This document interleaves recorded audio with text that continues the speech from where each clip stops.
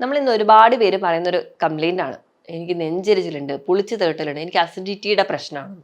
എന്താണ് ഈ അസിഡിറ്റി? ഇത് ഉണ്ടാവാനുള്ള കാരണങ്ങൾ എന്തൊക്കെയാണ്? നമുക്ക് ഒരു പരിധിവരെ എങ്ങനെ മാനേജ് ചെയ്യാം എന്നൊക്കെ നമുക്ക് നോക്കാം. ഞാൻ ഡോക്ടർ പ്രിയ, ക്യുവൻബി ഹെൽത്ത് കെയറിലെ ഹോമിയോപ്പതിക് ഫിസിഷ്യനാണ്.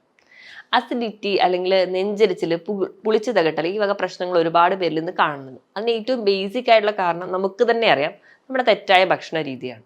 അപ്പൊ എന്തുകൊണ്ടാണ് ഈ അസിഡിറ്റി ഉണ്ടാവുന്നതെന്ന് ആദ്യം തന്നെ നമുക്ക് നോക്കാം. അപ്പം നമ്മൾ കഴിക്കുന്ന ഭക്ഷണം നമ്മുടെ വായിൽ വെച്ച് നല്ലപോലെ ചവച്ചരച്ച് നമ്മുടെ ഉമിനീരുമായിട്ട് മിക്സ് ചെയ്യുന്നു. അവിടുന്ന് അത് നേരെ അന്നനാളത്തിൽ കയറുന്നു. അവിടുന്ന് അത് ആമാശയത്തിലെത്തുന്നു. അവിടെ ഒരു ഡൈജഷൻ നടക്കുന്നുണ്ട്. അപ്പോൾ നമ്മുടെ ആമാശയത്തിലുള്ള കോശങ്ങളിൽ നിന്ന് ഹൈഡ്രോക്ലോറിക് ആസിഡ് റിലീസ് ചെയ്യുന്നു. ഇത് നമ്മുടെ ഡൈജഷനൊക്കെ സഹായിക്കുന്നുണ്ട്. അതിൽ നിന്ന് പിന്നെ ചെറുകുടലിലേക്ക് പോകുന്നു, വൻകുടലിലേക്ക് പോകുന്നു, മലമാക്കി പുറത്തേക്ക് കളയുന്നു. അപ്പോൾ നമ്മൾ കഴിച്ച ഭക്ഷണം ഒരു എനർജി ഫോമിലോട്ട് ആക്കാൻ വേണ്ടി നമ്മളെ സഹായിക്കാൻ ഒരുപാട് എൻസൈംസും ഒരുപാട് ആസിഡ്സും ഒക്കെ നമ്മുടെ ശരീരത്തിലുണ്ട്. അപ്പം ഇവരുടെ എല്ലാവരുടെയും ഒരു കംപ്ലീറ്റ് ആയിട്ടുള്ള ഒരു പ്രയത്നം കൊണ്ടാണ് നമുക്ക് ഡൈജഷൻ പ്രോസസ്സ് തന്നെ നടക്കുന്നത്. അപ്പോൾ ഈ പറയുന്ന രീതിയിലല്ലാതെ നമ്മൾ എന്തെങ്കിലും നമ്മുടെ ജീവിതശൈലിയിലുള്ള കാരണങ്ങൾ കൊണ്ടോ അല്ലെങ്കിൽ കൃത്യസമയത്ത് ഭക്ഷണം കഴിക്കാത്തതുകൊണ്ടോ മറ്റ് പല കാരണങ്ങൾ കൊണ്ട് നമുക്ക് ആ ഒരു ഡൈജഷൻ പ്രോസസ്സ് കംപ്ലീറ്റ് ആയിട്ട് നടക്കുന്നില്ല, അല്ലെങ്കിൽ നമ്മുടെ ശരീരത്തിൽ അധികമായിട്ട് ഈ ഹൈഡ്രോക്ലോറിക് ആസിഡ് ഉണ്ടാവുന്നു. അതിന്റെ ഭാഗമായിട്ട് നമ്മുടെ ഉള്ളിലുള്ള കോശങ്ങളെയൊക്കെ ഈ ഒരു ആസിഡ് വന്ന് വീഴുമ്പോൾ എന്തായാലും അവിടെ ഉണ്ടാകുന്ന കോശങ്ങളൊക്കെ ചെറിയ ചെറിയ കേടുപാടുകളൊക്കെ വരുന്നുണ്ട്. അതിന്റെ ഭാഗമായിട്ടാണ് നമുക്ക് ഈ നെഞ്ചരിച്ചിലായിട്ടും പുളിച്ചു തേട്ടലൊക്കെ ആയിട്ട് കാണുന്നത്. കൂടുതൽ ഈ പുളിച്ചു തേട്ടൽ എന്ന് പറഞ്ഞാൽ നമ്മുടെ ആമാശയത്തിൽ അധികമായിട്ട് ആസിഡ് ഉണ്ടാവുന്നു. ഭക്ഷണത്തിന്റെ ദഹനമൊന്നും കറക്റ്റ് അല്ല.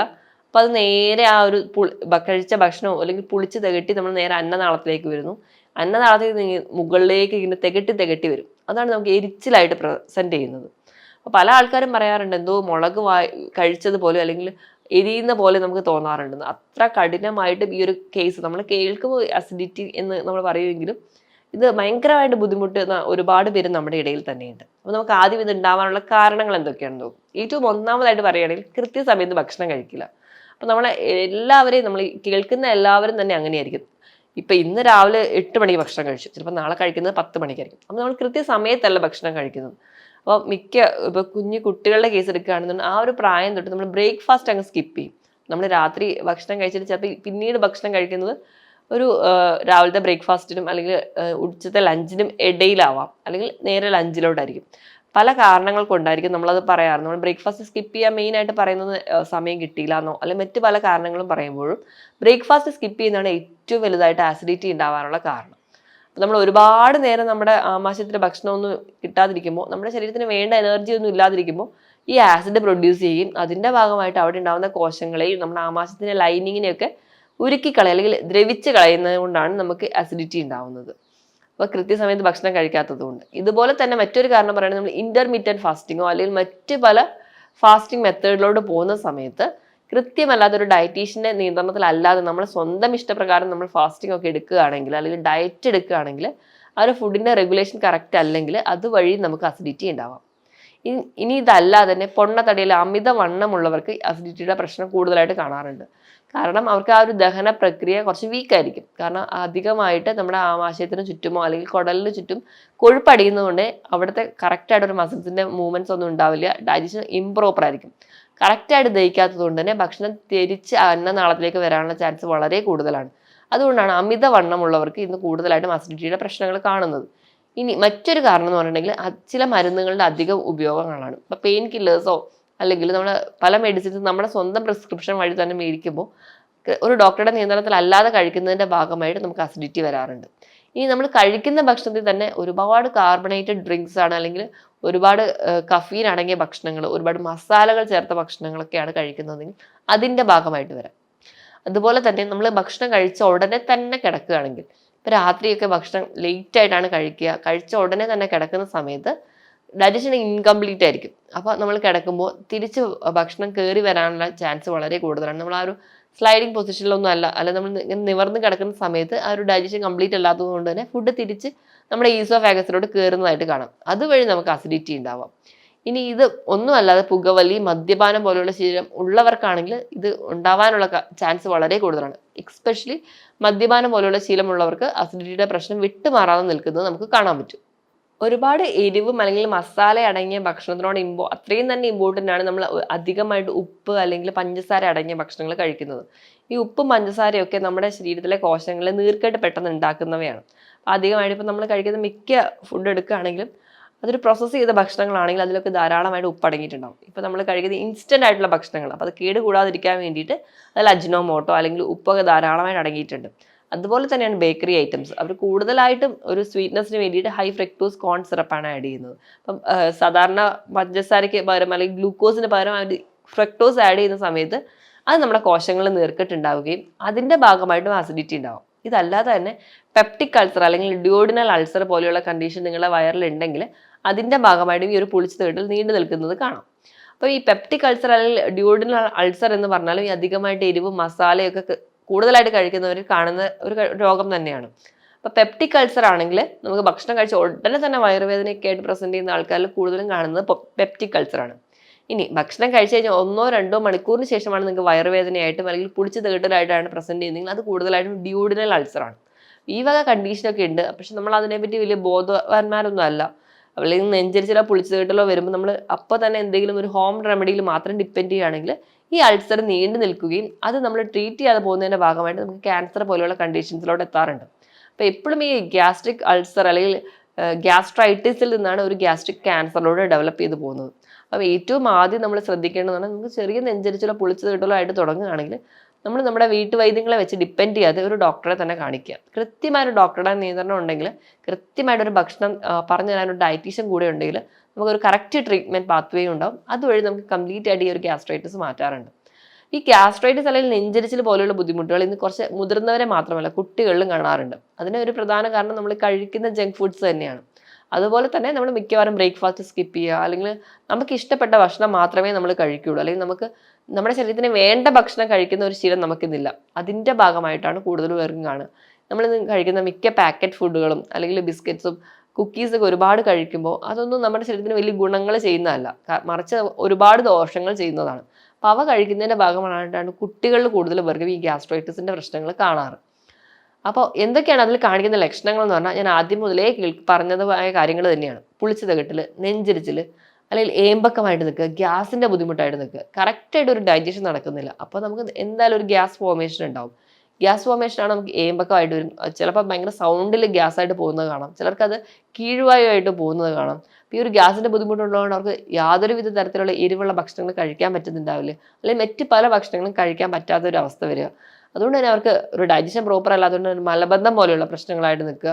അവർക്ക് മൊത്തത്തിൽ അവരുടെ ശരീരം തന്നെ ശോഷിച്ച് പോകുന്നത് കാണാൻ പറ്റും. കാരണം വേണ്ട രീതിയിലൊന്നും ഭക്ഷണം കഴിക്കാൻ പറ്റാത്തതുകൊണ്ട്.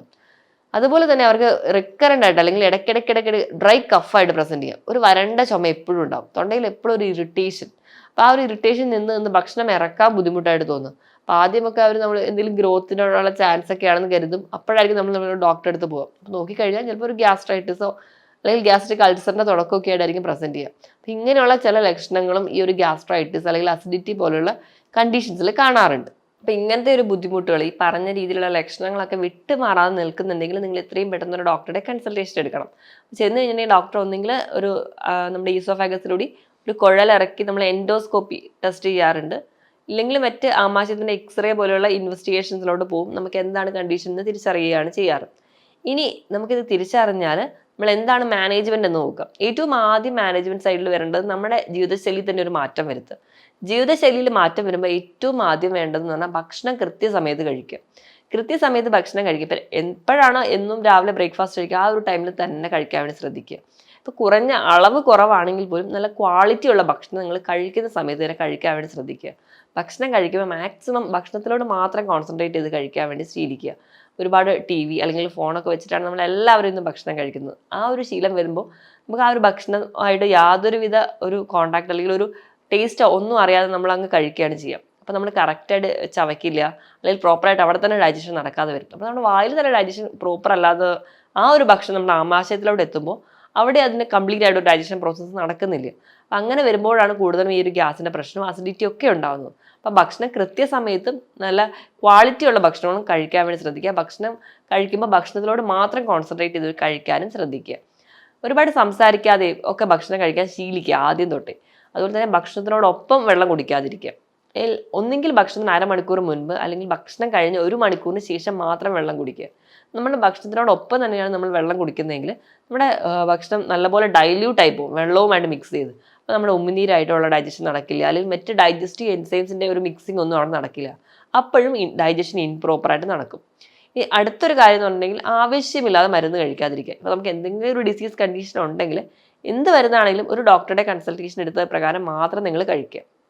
മൂന്നാമതായിട്ട് പുകവലി, മദ്യപാനം പോലുള്ള ശീലമുള്ളവരാണെങ്കിൽ അത് ആദ്യം തന്നെ കംപ്ലീറ്റ് ആയിട്ട് ഒഴിവാക്കുക. അപ്പോൾ പുകവലിക്കുന്നവരാണെങ്കിൽ അവരുടെ പുകവലിക്കുന്നതിന് 30% അവർ എത്തുന്നത് ആമാശയത്തിലാണ്. അപ്പോൾ അവിടെയും നമ്മുടെ ആ ഒരു കംപ്ലീറ്റ് മെക്കാനിസം മുഴുവൻ താറുമാറാവും. അവിടെ ഒരു കംപ്ലീറ്റ് ആയിട്ട് ഒരു ഓക്സിജൻ സപ്ലൈ കിട്ടാതെ വരുന്നു. അതുപോലെ തന്നെ അവർക്ക് കോശങ്ങൾക്കോ അല്ലെങ്കിൽ അവരുടെ മറ്റ് ഡൈജസ്റ്റീവ് സിസ്റ്റത്തിന് പ്രോപ്പർ ഫങ്ഷൻ ചെയ്യാൻ പറ്റാതെ വരും. മദ്യപിക്കുന്നവരാണെങ്കിലും അത് അതുപോലെ തന്നെ നമ്മുടെ ഡൈജസ്റ്റീവ് സിസ്റ്റത്തിനെ ബാധിക്കുന്നുണ്ട്. ഇനി അടുത്തൊരു കാര്യം തന്നെ ഭക്ഷണം കഴിച്ച ഉടനെ തന്നെ കിടക്കാതിരിക്കുക. ഇപ്പം ഉച്ചയ്ക്കായാലും രാത്രിയായാലും എപ്പോഴും നമ്മൾ കിടക്കുന്നതിന് 1-2 മണിക്കൂർ മുൻപ് നമ്മുടെ ഭക്ഷണം കഴിഞ്ഞിരിക്കണം. അതുപോലെ തന്നെ രാത്രി ഒരുപാട് വയറ് നിറഞ്ഞ് കിടക്കാതിരിക്കുക. എപ്പോഴും ഒരു കുറഞ്ഞൊരു സ്പേസ് രാത്രിയുടെ നമ്മുടെ ഡിന്നറിന് ശേഷം കുറഞ്ഞൊരു സ്പേസ് വയറിൽ വിടാൻ വേണ്ടി ശ്രദ്ധിക്കുക. അങ്ങനെയാണെങ്കിൽ മാത്രമേ നമുക്ക് ആ ഒരു കംപ്ലീറ്റ് ഡൈജഷൻ പ്രോസസ്സ് കഴിഞ്ഞിട്ട് ഒന്ന് ഉറങ്ങാൻ പറ്റുള്ളൂ. എപ്പോഴും ഭക്ഷണത്തിനോട് ഒപ്പം അല്ലെങ്കിൽ വെള്ളം നമ്മൾ ഒഴിവാക്കുന്ന പോലെ തന്നെ ഫ്രൂട്ട്സ് കൂടെ കഴിക്കാതിരിക്കുക. എപ്പോഴും നമ്മൾ എല്ലാവരും ചെയ്യുന്ന ഒന്നാണ് രാത്രി ഭക്ഷണമൊക്കെ കഴിഞ്ഞ് കഴിഞ്ഞിട്ട് കുറച്ച് ഫ്രൂട്ട്സ് കഴിക്കുന്ന ശീലം. അപ്പോൾ ആ ഒരു ശീലമാണെങ്കിൽ അത് കംപ്ലീറ്റ്ലി നിർത്തുക. എപ്പോഴും ഫ്രൂട്ട്സ് കഴിക്കുകയാണെങ്കിൽ അതൊരു ടേം ഫുഡായിട്ട് തന്നെ കഴിക്കുക, അല്ലെങ്കിൽ ഒരു മിഡ് മീലായിട്ട് കഴിക്കാൻ വേണ്ടി ശ്രദ്ധിക്കുക. നിങ്ങൾ ഫ്രൂട്ട്സ് കൂടെ കഴിക്കുമ്പോൾ നമ്മുടെ ഹെവി മീൽ കഴിച്ചിട്ടുണ്ടെങ്കിൽ ആ ഒരു മീൽ അവിടെ ഡൈജസ്റ്റ് ആവാതെ നേരെ നമ്മുടെ ഫ്രൂട്ട്സ് ആദ്യമേ ഡൈജസ്റ്റ് ആവും. അതും നമുക്ക് അസിഡിറ്റി പോലുള്ള പ്രശ്നങ്ങൾ ഉണ്ടാക്കും. ഒരുപാട് എരിവുള്ളതും പുളിയുള്ളതും ഭക്ഷണങ്ങൾ കഴിക്കുന്നവരാണെങ്കിൽ ആ ഒരു ശീലം കംപ്ലീറ്റ്ലി നിർത്തിയാൽ തന്നെ അസിഡിറ്റി നമുക്ക് പൂർണ്ണമായിട്ട് മാറ്റാൻ പറ്റും. അതുപോലെ കാർബണേറ്റഡ് ഡ്രിങ്ക്സോ അല്ലെങ്കിൽ കോള പോലുള്ള ഡ്രിങ്ക്സ്, സോഫ്റ്റ് ഡ്രിങ്ക്സ് ഒക്കെ കഴിക്കുന്നവരാണെങ്കിൽ അതും കംപ്ലീറ്റ്ലി നിർത്തുക. ഒരുപാട് കഫീൻ അടങ്ങിയ ഭക്ഷണങ്ങളോ അല്ലെങ്കിൽ കഫീൻ അടങ്ങിയ ഡ്രിങ്ക്സുകളോ കഴിക്കാതിരിക്കുക. ജങ്ക് ഫുഡ്സിൻ്റെ ഉപയോഗം മാക്സിമം കുറയ്ക്കുക. ഇതൊക്കെ ശ്രദ്ധിച്ചാൽ തന്നെ ഒരു പരിധി വരെ നമുക്ക് അസിഡിറ്റി കുറയ്ക്കാം. അതിന് പകരമായിട്ട് നമ്മൾ നല്ല നാരുള്ള ഭക്ഷണങ്ങൾ കഴിക്കാൻ വേണ്ടി ശീലിക്കുക. നാരുള്ള ഭക്ഷണം കഴിക്കുമ്പോൾ നമ്മുടെ മൊത്തത്തിൽ നമ്മുടെ ഡൈജസ്റ്റീവ് സിസ്റ്റത്തിൻ്റെ ഫംഗ്ഷൻ കുറച്ചുകൂടി പ്രോപ്പറായിട്ട് നടക്കുന്നത് കാണാം. ഉപ്പിൻ്റെയും മധുരത്തിൻ്റെയും ഒക്കെ അളവ് കുറയ്ക്കാൻ വേണ്ടി ശീലിക്കുക. ഈ പറഞ്ഞ കാര്യങ്ങളോടൊപ്പം തന്നെ നമുക്ക് മെൻ്റൽ സ്ട്രെസ്സോ ടെൻഷനോ ഒക്കെ ഉണ്ടെങ്കിലും നമുക്ക് അസിഡിറ്റി ഉണ്ടാവാനുള്ള ചാൻസ് ഉണ്ട്. അപ്പോൾ നിങ്ങൾ മാക്സിമം മെൻ്റൽ സ്ട്രെസ്സോ ടെൻഷനോ ഒക്കെ ഉള്ളവരാണെങ്കിൽ യോഗ, മെഡിറ്റേഷൻ പോലെയുള്ള എക്സസൈസ് ഒക്കെ ചെറുതായിട്ട് ചെയ്യുക. അപ്പോൾ നമുക്ക് ആ ഒരു സ്ട്രെസ്സൊക്കെ റിലീവ് ചെയ്യും. അതിൻ്റെ ഭാഗമായിട്ട് നമുക്ക് കുറച്ചുകൂടി അസിഡിറ്റി ഒക്കെ കുറയുന്നതായിട്ട് കാണാം. അമിതവണ്ണമുള്ളവരാണെങ്കിൽ നിങ്ങളുടെ വെയിറ്റ് റെഡ്യൂസ് ചെയ്യാൻ നോക്കുക. ഒരു 10 കിലോയെങ്കിലും നിങ്ങൾ കുറയ്ക്കുകയാണെങ്കിൽ ഈസി ആയിട്ട് നിങ്ങൾക്ക് അസിഡിറ്റി അല്ലെങ്കിൽ മറ്റ് പല ജീവിതശൈലി രോഗങ്ങളും കംപ്ലീറ്റ് ആയിട്ട് മാറാൻ പറ്റും. എപ്പോഴും നമ്മുടെ ഹൈറ്റിനനുസരിച്ച് മാത്രം നിങ്ങളുടെ വെയിറ്റ് മെയിൻറ്റെയിൻ ചെയ്യുക. നല്ല രീതിയിൽ വെള്ളം കുടിക്കുക. എപ്പോഴും നമ്മുടെ ബോഡി വെയിറ്റ് ഒരു 25 കിലോയ്ക്ക് 1 ലിറ്റർ എന്ന കണക്കെ കൃത്യമായിട്ട് വെള്ളം കുടിക്കുക. നല്ല രീതിയിൽ വ്യായാമം ചെയ്യുമ്പോൾ നമ്മുടെ എല്ലാ അവയവങ്ങൾക്കും കൃത്യമായിട്ട് ഒരു ബ്ലഡ് സപ്ലൈ കിട്ടും. അതിൻ്റെ വഴി നമുക്ക് ഡൈജഷൻ പ്രോസസ്സ് ആയിക്കോട്ടെ മറ്റ് പല ബോഡി സിസ്റ്റത്തിലെ ഫംഗ്ഷനും പ്രോപ്പറായിട്ട് നടക്കുന്നത് കാണാം. ഇനി നമ്മൾ കഴിക്കേണ്ട ഭക്ഷണം നോക്കുകയാണെങ്കിൽ നല്ലപോലെ നാരുകൾ അടങ്ങിയ ഭക്ഷണം കഴിക്കുക. പച്ചക്കറികളും ഇലക്കറികളും പഴവർഗ്ഗങ്ങളും കഴിക്കുക. എപ്പോഴും ഫ്രൂട്ട്സ് ഒക്കെ കഴിക്കുമ്പോൾ മാക്സിമം കട്ട് ചെയ്ത് കഴിക്കാൻ വേണ്ടി ശ്രദ്ധിക്കുക. സീസണൽ ആയിട്ടുള്ള ഫ്രൂട്ട്സുകളൊക്കെ സ്ഥിരമായിട്ട് കഴിക്കാൻ വേണ്ടി ശ്രദ്ധിക്കുക. ഇനി ഇതിനോടൊപ്പം തന്നെ നമുക്ക് ചെയ്യാവുന്ന ചില വീട്ടുവൈദ്യങ്ങൾ നോക്കാം. തണുത്ത പാല് കുടിക്കുകയാണെങ്കിൽ ഒരു പരിധി വരെ നമുക്ക് അസിഡിറ്റിയുടെ പ്രശ്നം കംപ്ലീറ്റ് ആയിട്ട് മാറുന്നത് കാണാം. കാരണം ഈ പാലിൽ ധാരാളം കാൽസ്യം അടങ്ങിയിട്ടുണ്ട്. അത് നമുക്ക് ഒരു പരിധി വരെ ഈ ഒരു അസിഡിക് pH കുറയ്ക്കുന്നതായിട്ട് കാണാം. രണ്ടാമതായിട്ട് അയമോദകം ഇട്ട് വെള്ളമൊക്കെ തിളപ്പിച്ച് കുടിക്കുകയാണെങ്കിൽ ഒരു പരിധി വരെ അസിഡിറ്റി കുറയ്ക്കുന്നത് കാണാം. മൂന്നാമതായിട്ട് പെരിഞ്ജീരകം, അത് ചവച്ചരച്ച് കഴിക്കുകയോ അല്ലെങ്കിൽ അതിട്ട് വെള്ളം തിളപ്പിച്ച് കുടിക്കുകയോ ഒക്കെ ചെയ്യുന്നതും അസിഡിറ്റി കുറയ്ക്കുന്നതായി കാണാം. നാലാമതായിട്ട് നമ്മുടെ തുളസിയിൽ അതിൻ്റെ ഇലയിട്ട് തിളപ്പിച്ച വെള്ളം കുടിക്കുകയാണെങ്കിലും ഒരു പരിധി വരെ നമുക്ക് ഈ അസിഡിറ്റിയുടെ പ്രശ്നം കുറയും. അഞ്ചാമതായിട്ട് നമ്മളിപ്പോൾ ഫ്രൂട്ടൊക്കെ ജ്യൂസായിട്ട് കുടിക്കുകയാണെങ്കിൽ ഏറ്റവും ബെസ്റ്റ് എന്ന് പറയുന്നത് തണ്ണിമത്തൻ്റെ ജ്യൂസ് കുടിക്കുകയാണെങ്കിൽ അതിൽ ധാരാളം നമുക്ക് വാട്ടർ റിച്ച് ആയതുകൊണ്ട് തന്നെ നമുക്ക് ധാരാളം ജലാംശം കിട്ടുന്നുണ്ട്. അതുപോലെ തന്നെ അതിലിപ്പോഴൊരു റിഫ്രഷിംഗ് ആണ്. അപ്പം അത് നിങ്ങൾക്ക് കുടിക്കാവുന്നതാണ്. ഇനി ഏറ്റവും നല്ലതായിട്ട് പറയുന്നത് തേങ്ങാ വെള്ളമാണ്. അധികം മധുരമില്ലാത്ത തേങ്ങാ വെള്ളം നിങ്ങൾ സ്ഥിരമായിട്ട് കുടിക്കുകയാണെങ്കിൽ ഒരു പരിധി വരെ നമ്മുടെ അസിഡിക് pH കുറയ്ക്കുന്നതായിട്ട് പഠനങ്ങൾ പറയുന്നുണ്ട്. അപ്പോൾ ഈ പറഞ്ഞ ചെറിയ ചെറിയ ടിപ്സ് ഫോളോ ചെയ്യുക. ഈ പറഞ്ഞ രീതിയിൽ ഭക്ഷണത്തിലൊക്കെ മാറ്റങ്ങൾ വരുത്തുകയാണെങ്കിൽ ഒരു പരിധി വരെ നമുക്ക് ഈ അസിഡിറ്റിയുടെ പ്രശ്നം കംപ്ലീറ്റ് ആയിട്ട് മാറ്റാൻ പറ്റും. ഞാൻ ഈ പറഞ്ഞ കാര്യത്തിൽ എന്തെങ്കിലും ഡൗട്ട് ഉണ്ടെങ്കിൽ നിങ്ങൾ താഴെ കാണുന്ന നമ്പറിൽ കോൺടാക്ട് ചെയ്യുക. മറ്റൊരു ഹെൽത്ത് ടോപ്പിക്കുമായിട്ട് വീണ്ടും കാണുന്നവരെ നന്ദി.